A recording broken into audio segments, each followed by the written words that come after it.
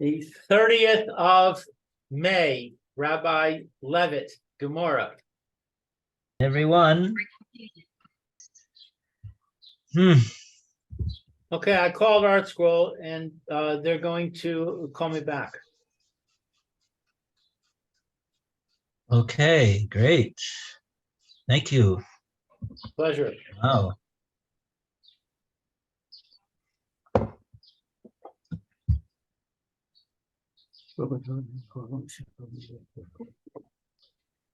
All right, so let's get rid of these books and get this book.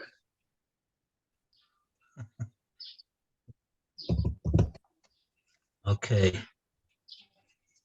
Okay, so we started the Mishnah yesterday, and we did the first two dinim of the Mishnah on Kuf Ches Amud Beis, 108b. If I'm not mistaken, it's all the way on the bottom of the page, so I think it was page 4 in your art scroll, maybe? Yeah, B4. The Mishnah starts on B4. So we're just gonna continue over here. Maybe we'll let's actually take it from the top, and we'll go from there. It's there's a lot of okay. So Heichen Pakdoni.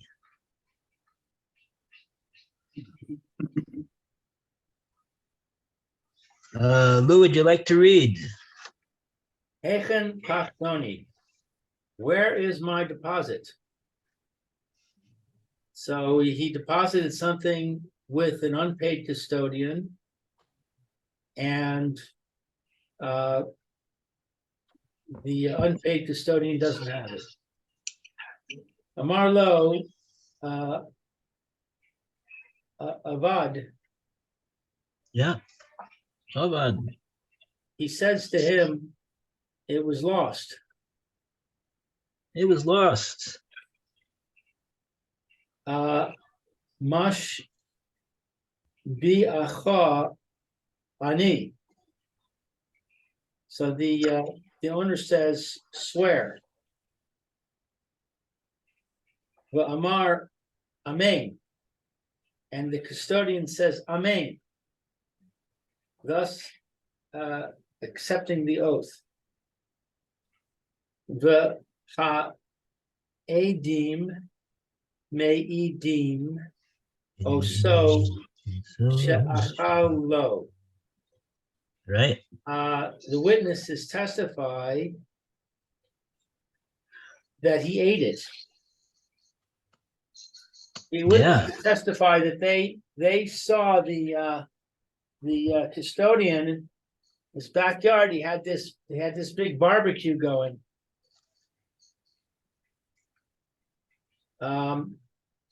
Mishalem Karen. He pays the principal. And now I have in brackets Hoda Ma'atzmo. If he admitted, but of his own accord, in other words, he admitted that he swore falsely. Mishalem Karen B'chomesh V'Asham.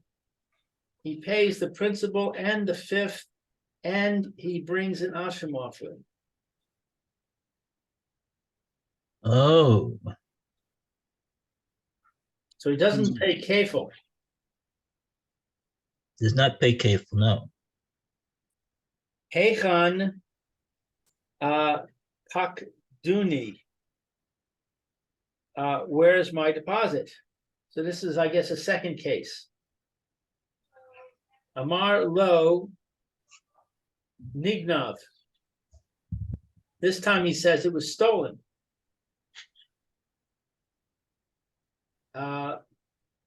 Mash bi'acha ani. He says swear. Amar amen. He says amen. Va'edim me'idim oso sheganavu. And witnesses come and testify that he stole it. Mhm. But the custodian, yeah, it was stolen, but guess who the thief was? Mishalem Tashlume Kefil. Now he pays Kefil. That is, the guardian pays Kefil. It didn't gun Oda page. Me'atzmo. But if he admits that he lied, Mishalem Keren Chomesh Va'asham. Then he pays the principal, the fifth, and he brings the Asham offering. I've got here on my translation, however, if the custodian admitted of his own accord. Right, that's what I have also. Right. Okay, so in other words, what we mean over here is that that the witnesses did not come. The only thing that happened is that he swore, and then he admitted that he swore falsely. Right. So in that case, he's going to only pay Karen. In that case, he's only going to pay Karen, and then he'll have to bring a chumash and bring an oshim and pay chumash. He doesn't lose out for having sworn falsely. It's the same thing. If he had just admitted originally, he would have also had to pay Karen and brought the asham and paid the fifth. No, he only has to. He only pays chumash and oshim if he admits.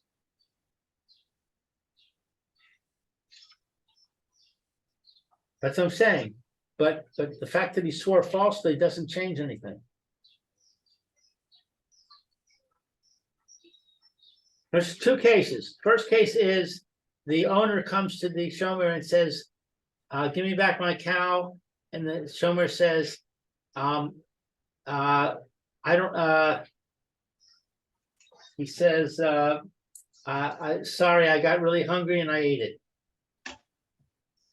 So now he has to pay the Karen, he has to pay the fifth, and he has to bring the asham. That's the first case. Second case, the owner comes and says, give me my cow. The shomer says, I lost it. No, it was stolen. No, I lost it. Now, time goes by. Let's say it's the next day. The custodian says, oh, you know what? I changed my mind. I didn't tell you the truth yesterday. I actually I'm sorry, I left out a step.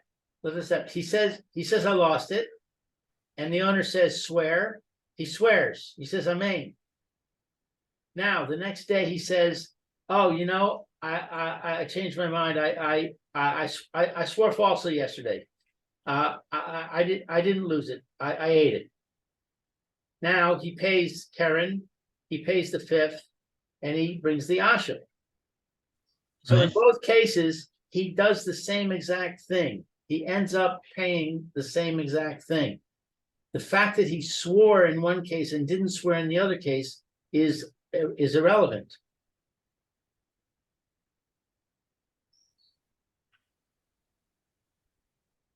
No, the only, I'm not sure what you mean. Again, the chomish and the asham is only if he admits that he swore falsely. If he doesn't swear falsely, he doesn't pay chomish and he doesn't bring an asham. Oh, well, what happens if he admits immediately? I mean, he first says it was lost, and then he admits that he lied. No. He said the owner comes to him and says, "I'm back from my vacation. where's my cow that I asked you to watch? right? He says, sorry, I got really hungry and I ate it. So he pays Karen. And that's it. Yeah. So there's no penalty. Because he paid for what he got. The fact that he broke the agreement and did what he shouldn't have done, he has no there's no repercussion of that.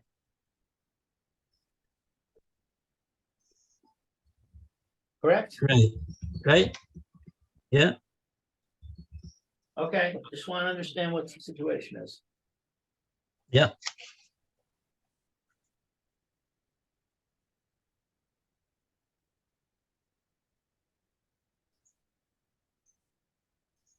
Right. Also, I mean, for example, a goslin gozles something from the owner, right? Right? And then the guy comes and he says, if he since he was a goslin, he did it in front of the nose of the owner, so the owner knows who he is. He takes him to the Besdin. He says, where's the thing that you gozzled from me? And he says, I ate it. So what's his penalty? Nothing. He was a goslin. He ate it, and now what does he have to do? He has to pay for it. That's all. If he has it in his possession, all he has to do is give it back. There's no penalty.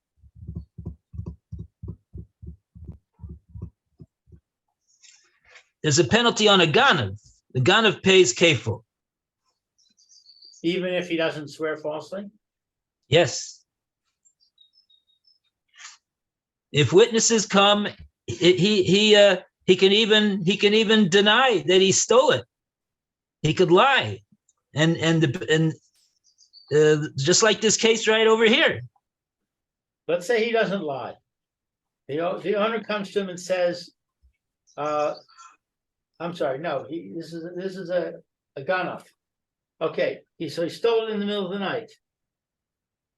Okay, and the owner notices that all of a sudden there's a cow in the backyard of the ganav, and he recognizes it's his cow.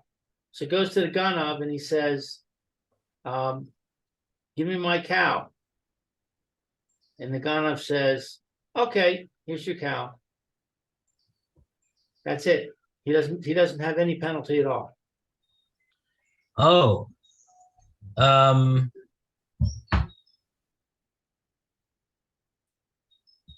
you mean the whole thing was settled out of the Besdin? Right. He didn't swear falsely. He didn't try to hide it. He said, "Okay, yeah, you got me. Here it is. Here's your cow back." But he caused the owner big inconvenience. Yeah. He tried to get away with it. If the owner hadn't noticed the cow in his yard, he would have gotten off. So he said, "Oh, I got nothing to lose. Might as well try." Right. Now that he has the animal back, he can't really go into Besdin and try to get kefil out of this guy for being a ganav, because he already has his animal. Or even if that's not the case, even if he takes him to basement, he goes to the thief, and he says, "Give me my cow back." And he says, "What are you talking about?"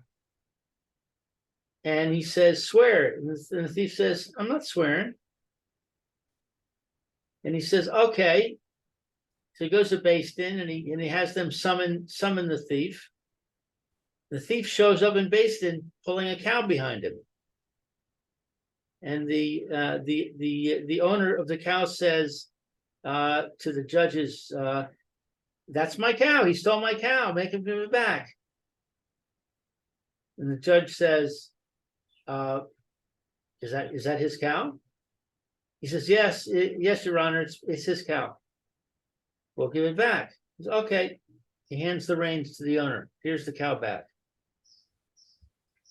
Right. So now he doesn't have to pay anything. He doesn't have to bring any offerings. He's scot-free. Right. Unless he's damaged the cow.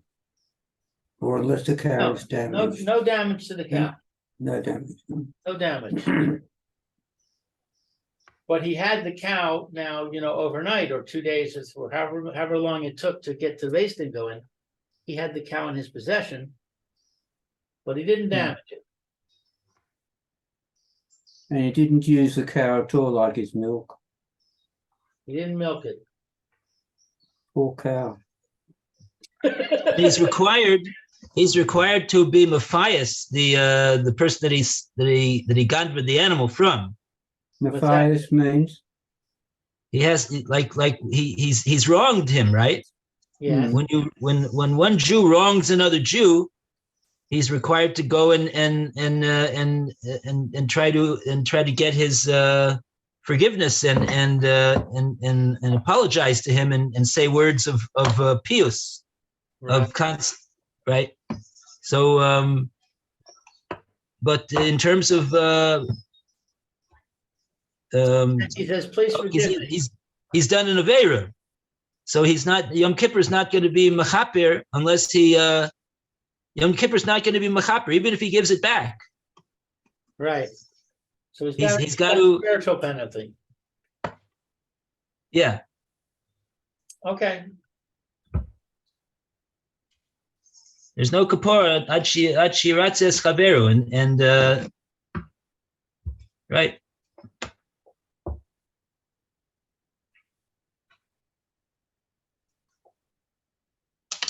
Okay. What term did you use for that?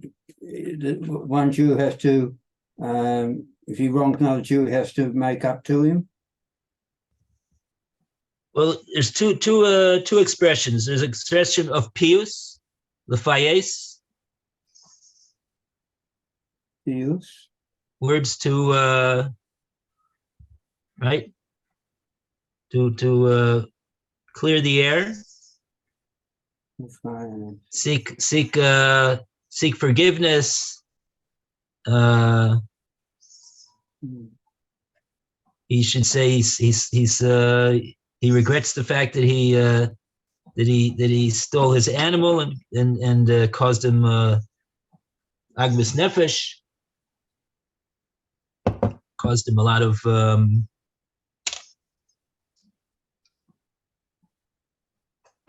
pain and anguish that his animal was stolen. So he has to seek forgiveness and try to appease the person that he stole from.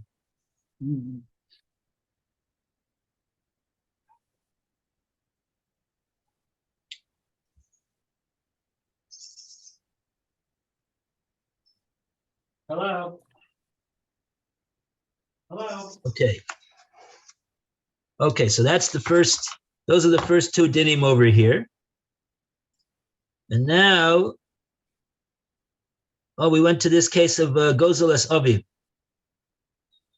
Oh, right. Yes. This is the third case in the Mishnah, Gozel es Aviv.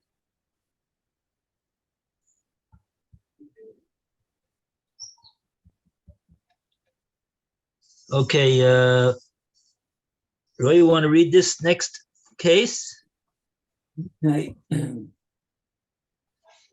Hagozel es Aviv v'nishba lo.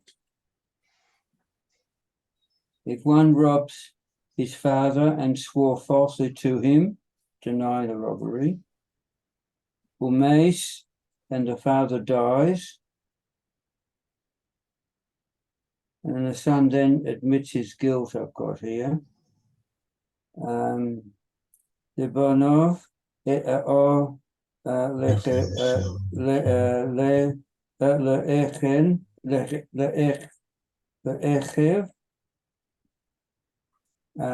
Oh no, sorry, I put more than that. Harize Mishalem Keren V'Homesh, and in brackets for V'Esham, out of the brackets now, Levonov E'or Le'Chayiv. He pays the principal and the 1/5 surcharge to the father's other sons or to the father's brothers. For in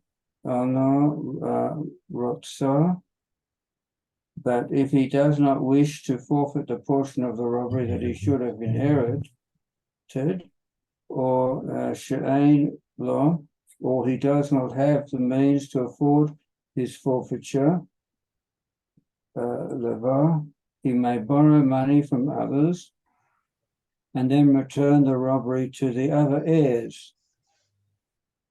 Uvalei Chov V'an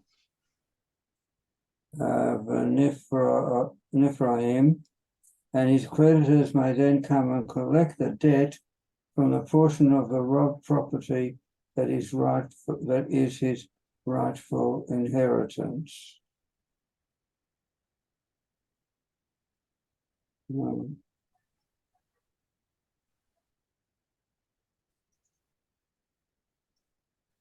Okay, we have a lot of Rashis over here. Try to understand this case. Gozeles Aviv. Okay, so the first thing that happened was he gazled from his father, but Nishbalo, then he swore that he didn't gazel, Omes, and then the father passed away. And even though the Mishnah doesn't say specifically that he was moda, that he swore falsely, but that obviously must have been the case, because otherwise the din is not correct what it says in the Mishnah. It says Reza Mishalim Karen Vechomish Ve'asham, and those things are not he's not liable for unless he admits that he swore falsely. So we have to maybe Rashi will point that out. So let's take a look at this Rashi over here. Areza Mishalim. Oh yeah, Rashi points it out. Let's take a look at the Rashi. We missed the Rashi in the first couple cases. Mishalim Karen. Mishalem Karen, de ein chomesh ve'osem ela im hoda dichsiv begezel hager beparshas naso hatoda. So he doesn't pay 5. He pays the principal, but he doesn't pay the 5th. And he doesn't bring the asham. But if he admitted, like it is written by a Gazlan,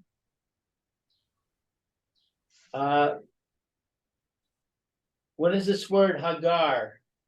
Gezel Hager. Oh, begezel Hager, in the case with somebody stole from a convert, The Parshas Naso, in Parshas Naso, v'hatoda, and he admitted, Hisvada. v'hisvadeh, and he admitted. Right. So I don't understand the second half of the Rashi. okay.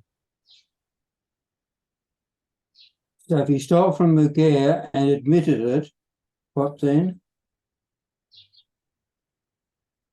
Okay, so Rashi's talking about the case where the person did not swear falsely, but the witnesses came and said that he stole it, or not that he stole it, because we're talking about a case of Mishalem Karen. We're talking about the case where he claimed that it was lost, and if he was the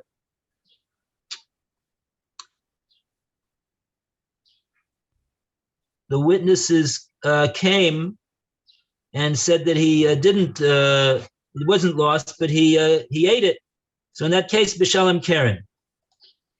So Rashi's going on that case, B'Shalom Karen.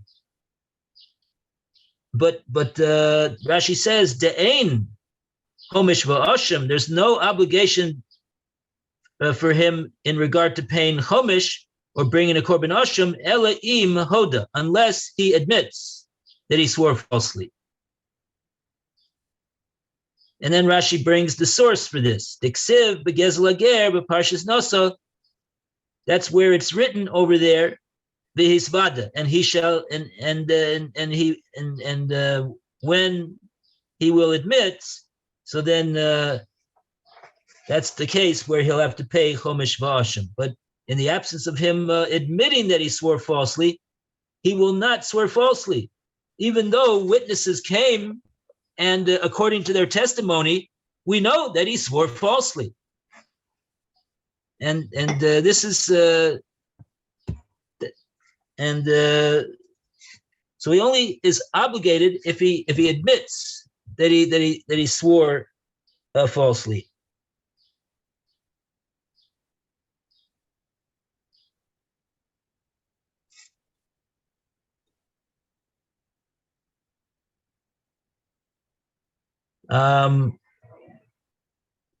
Yeah, it was a bit tricky. We had this before, a couple pages back. We had a Tosfos about this. Could there be a chiyuv to even if after witnesses come, he admits that he would be chayiv for a chomish and an ashim? Let's just say a very simple case that if he admits in the absence of witnesses coming that he made a false shvua, in that case, there's certainly a din of paying chomish v'ashim.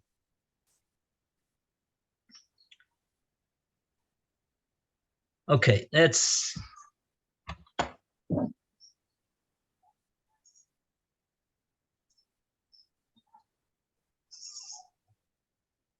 right. In other words, that's the first case. That's the first case. He said it was lost. He swore that it was lost. Witnesses come and say no, he ate it. The din is he pays Karen, and that's all. That's the whole din.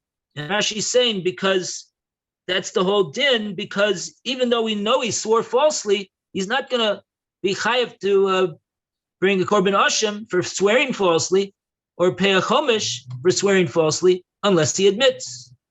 And in the first case here in the Mishnah, he did not admit. This that it says in the Mishnah, Hoda Miatzmo, is talking about a second case.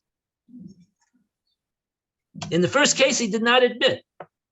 So that's why all it says in the first case, the din is Mishalem Karen.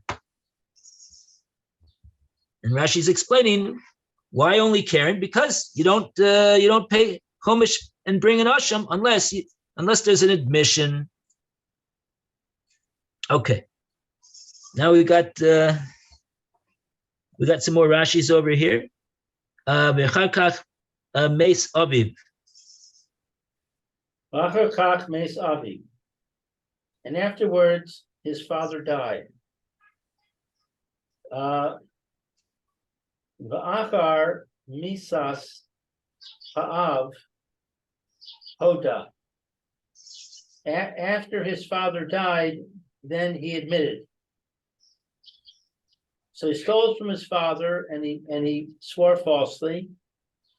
And then his father died, and then he admitted that he had sworn falsely. And yesh below v'achar kach meis aviv.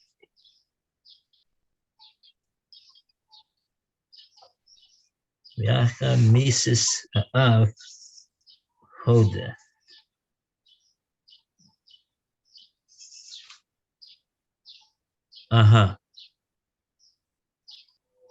Interesting. Why did Rashi need to say that he only admitted after the father passed away? Why couldn't he have admitted also even in the lifetime of the father? What's the difference? Too embarrassed in the lifetime of the father.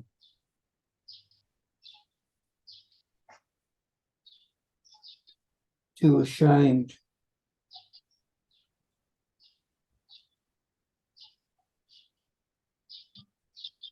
Maybe, What's that? He was too ashamed, too embarrassed to admit to his father's face. But is there any practical ramification in the halacha, whether or not he admitted in the lifetime of the father or not? It would seem that Rashi understands that there is. That's why he pointed out that he admitted only after the father was maced for some reason. I'm not sure what I'm saying. I don't know what the practical difference in the halacha would be.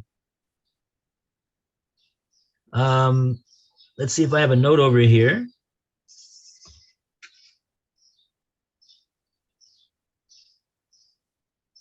Oh, okay. I have a note over here that that the Achronim, the later commentaries, they have the same question on Rashi. They don't understand why Rashi said what he said, because in fact the din would be exactly the same even if he was moda in the father's lifetime. And this is clear from the Gemora later on. We haven't seen yet on Kuf Tes.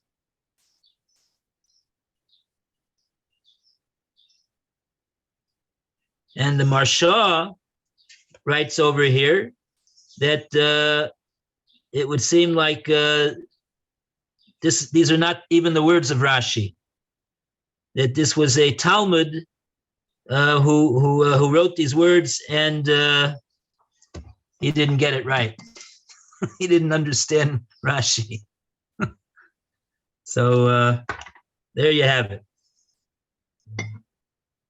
I wonder also if another possible difference would be that while the father is alive, the son could always make it right, so to speak. He can always go to his father and say, I'm sorry, I stole from you, I feel bad, and let me make it up to you. Whereas once the father dies, that's it. He doesn't have that option anymore. Yes, Well, he does. in any case, he didn't give anything back in the lifetime of the father, right? He stole it, and then he swore that he didn't, and whether or not he admitted, but he didn't give anything back. So now they didn't give anything back. There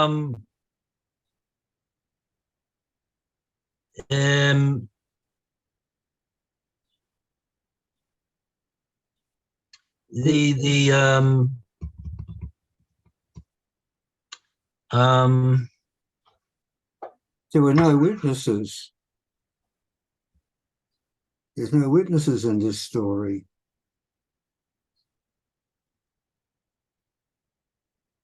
Well, if the Mishnah tells us that he guzzled from his father, then we take that as a fact. Yes, The Mishnah told us. but there was no witnesses to make him. No witnesses to what? To say that he stole from his father. So to make him so that he could be brought to court.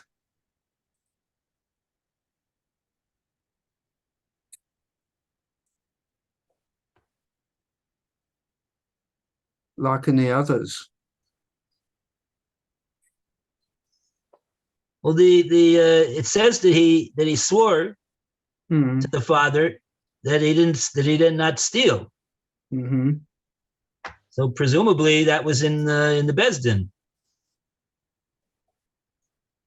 Why?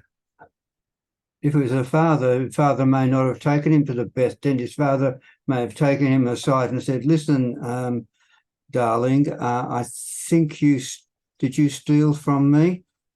Come on, tell me the truth. Okay. I still love you. I don't want to take you to court." Yeah. Okay. So okay. So you want to say that there's no witnesses. Mm-hmm. But I mean, the Mishnah says that that's what happened. So what's the difference whether there's witnesses? The Mishnah says that's what happened. That's what he did. It's a given. The facts. Mm-hmm. So that if there was no witnesses to coerce him, then he wanted to make up. But he was too embarrassed while the father was alive. So maybe he made up by through a Beis Din after the father died, or if he's got three people to absolve him. Okay, but would it have made a difference in the halacha if he would have admitted in the father's lifetime?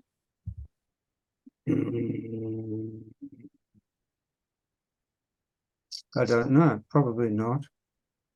Makes no difference. That's what the Achronim are all saying. Okay. So that's why they're asking, why did Rashi say this over here? It doesn't have any nafkamina lalacha. But if Rashi didn't say that, it would be a question. So Rashi's got rid of that as a question. No, actually, we're troubled. Why it is that he say it? We don't have any explanation. And the explanation is so that we don't, so that it's not, it doesn't pop up as a question.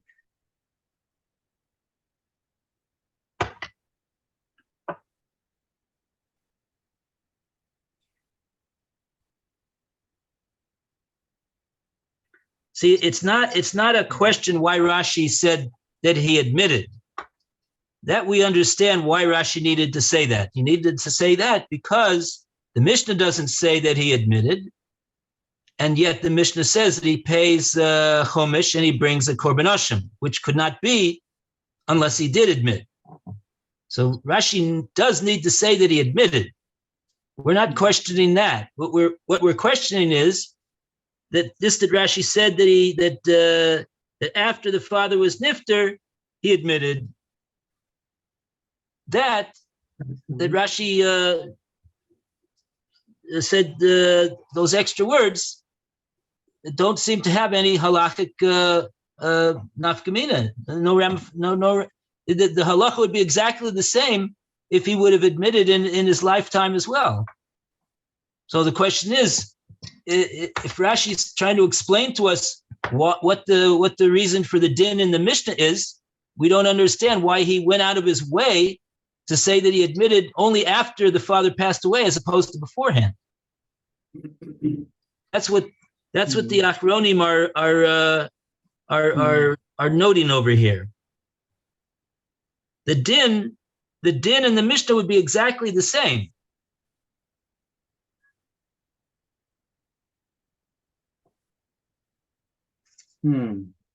We're not really interested in why it is that he would want to admit before or after. That doesn't really concern us. and it's not a true story either. It's just a Yeah. just a din over here. It's Right. not a Maisa Shahaya. Yeah. So maybe if it would be a Maisa Shahaya, the Gemara is trying to explain us something, some ethical teaching. But over here, there's no ethical teaching over here. This is just a Gemara says this is the din. Mhm. So that's why we're asking this question.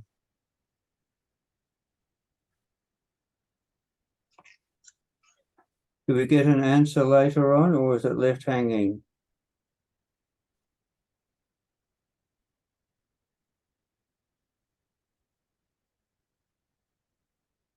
Oh, interesting. Apparently the Pnei Yeshua does attempt to defend Rashi over here. He has many different explanations of why Rashi needs to say this. So maybe maybe we ran out of time already. It's 12:35, but maybe next time, if you're interested, we could go into the explanations of the Pnei Yeshua, why it is that Rashi would say this. Mhm. Okay.